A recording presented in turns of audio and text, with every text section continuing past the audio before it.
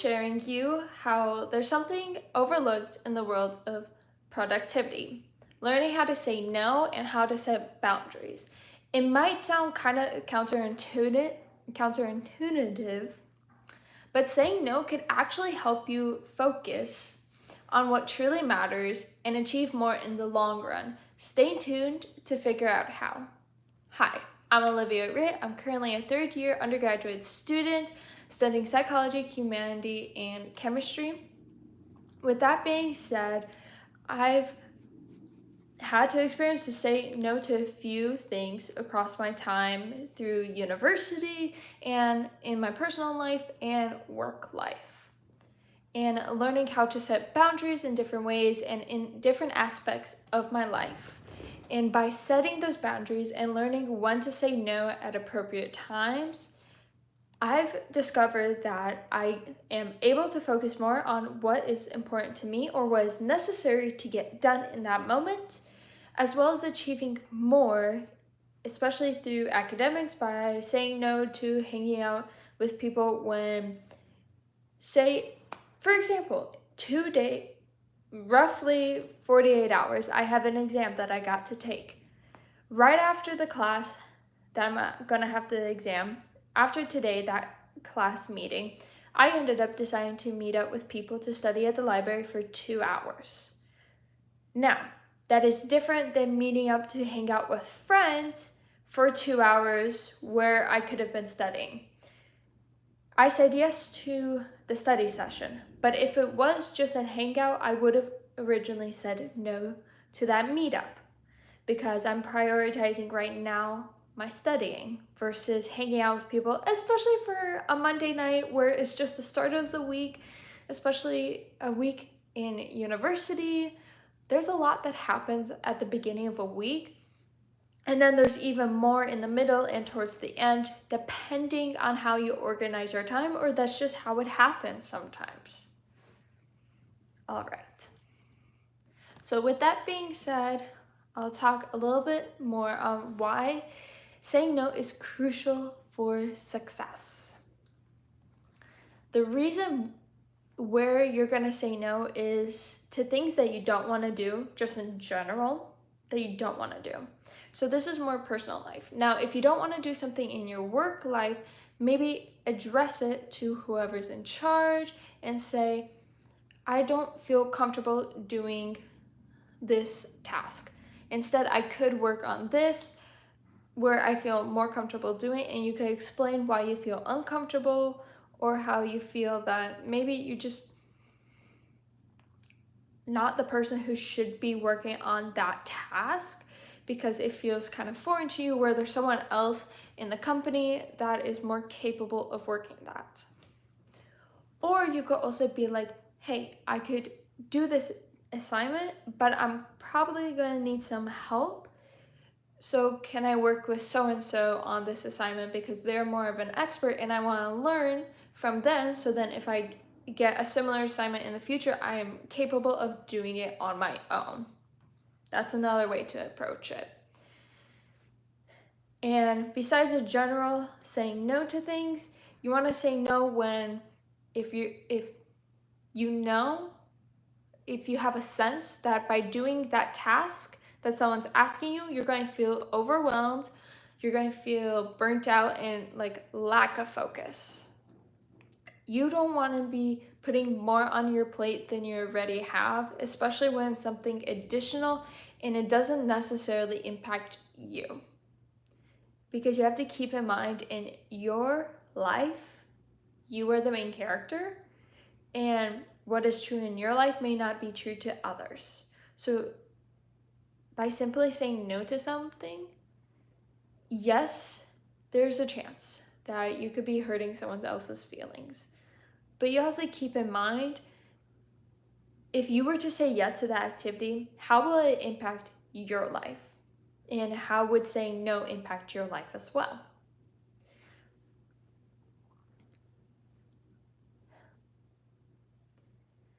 And when you're thinking about, say you're in between a decision to go to an event with a friend, think about how much time it would take, how much energy it will take, and how much of your concentration and mind will it take towards that event. Is it something where you're stressing about because if you go, you can't do X, Y, and Z? Or is it somewhere where you're able to go to the event and you won't be thinking about X, Y, and Z, and you won't be thinking about how it's impacted by going to that event? Basically, bottom line, you want to prioritize what you need to do, what you want to do, versus need and want, as in like what has to get done or what assignments do you want to get done. The reason why I say want is because sometimes, similar, for example, there's certain times throughout the week where I want to work on an assignment because I know on, say, Saturday, I just won't have time to do that assignment.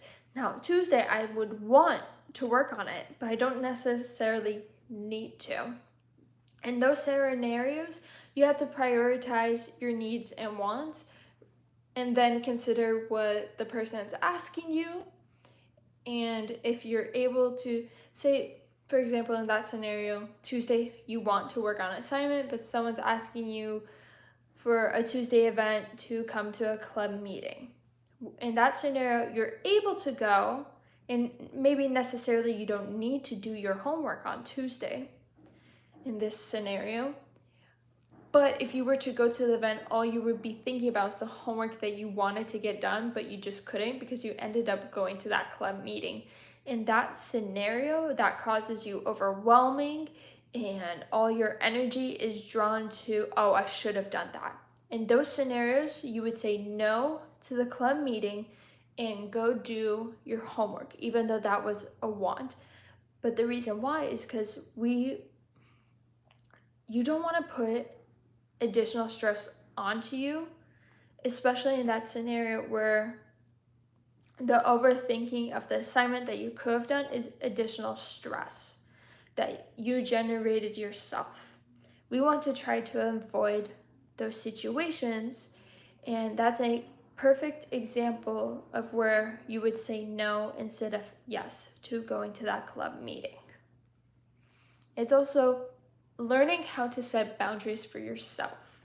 So, for example, something that I do, I don't respond to anyone after 10 p.m. Now, if there is like immediate text that needs to be, for some reason, that got sent to me after 10 p.m., I will respond under if it's like an emergency and has to get like answered at that moment. Now, that also means if I'm awake after 10 p.m. But that's a boundary that I set with myself, and anyone who has any form of contact with me, most likely I'm not gonna respond after 10 p.m. Another thing is setting a boundary is simply during your classes having your phone set either on silent or on the Apple devices, Apple phones, you're able to put your phone on focus, and that means even if you get notifications, it doesn't pop up on your lock screen. And the reason for that is because then you're focused during your classes, you're not distracted by your phone. And another thing I do is that I would hide my phone into my backpack, so then it's not even in sight when I'm in my classes. And there's multiple ways of how you could set boundaries in your personal life, through friends or through dating, as well as like your school life and work life. There's multiple different settings.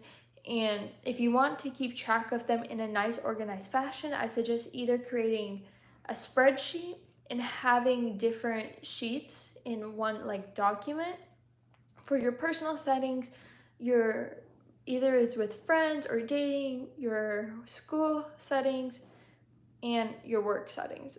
And with work settings, you want it to be, it could be as simple as, hey, you work from 9 a.m. to 5 p.m. That is the only time you'll be answering work-related emails, because that is the time you're being paid to work. And if you were to answering an email outside of that time, necessarily you won't be paid. And based on my understanding of the American corporations nowadays. Okay. Another thing when it comes to setting boundaries and learning how to say no in scenarios of where you're putting yourself first, if you're someone that's afraid to say no to people,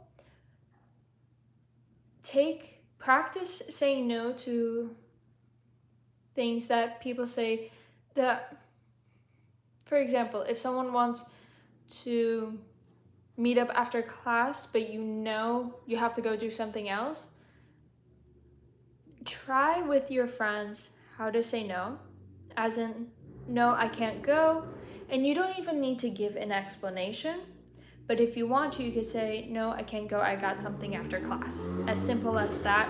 And I apologize for the motorcycle that's currently going outside of my building, if the audio picked it up. And the reason why we want to overcome this fear of saying no is because the fear is thinking we're upsetting the other person versus doing what's best for ourselves. In your life, generally you want to do what's the best for you. And so, that guilty response that you feel when you say no to people, that isn't necessarily a sign of you, that's a sign of a conditioned response per se to saying no to someone else in the past, resulting in them acting out in a certain way. Now, we cannot control other people's reactions to no matter what we say. But even though we cannot control their reactions, you can control what you will do in those scenarios. Meaning, if someone doesn't respect your choice of saying no, simply just walk away. If it's in person, if it's over the phone, maybe give them a few seconds to generate their thoughts, because it could have been an automatic response that they have. If that person doesn't calm down per se, then maybe be like, all right, we could reconvene with this conversation if necessary at a later time. At this moment, I don't feel comfortable talking about it. And also you could do that in person before walking away if you have the time to do so and you feel all right saying those words. Okay. The results of saying no and setting your boundaries. Earlier I mentioned how there could be, you could achieve more in the long run by saying no and having those boundaries set. This could be, for school-wise, focusing more on your classes and your schoolwork, resulting in you getting a higher grade,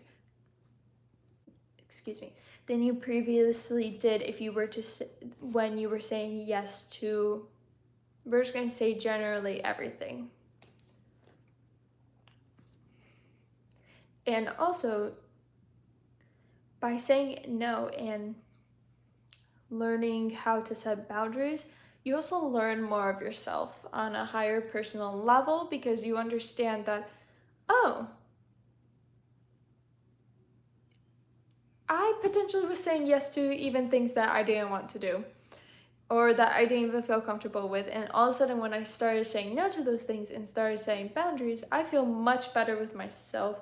And you could also see that your confidence is building throughout this time, because you've practiced saying no to potentially simple things or simple tasks, to the point where if quote unquote a more complicated thing came up, it won't be as difficult to say no if you have to in that situation.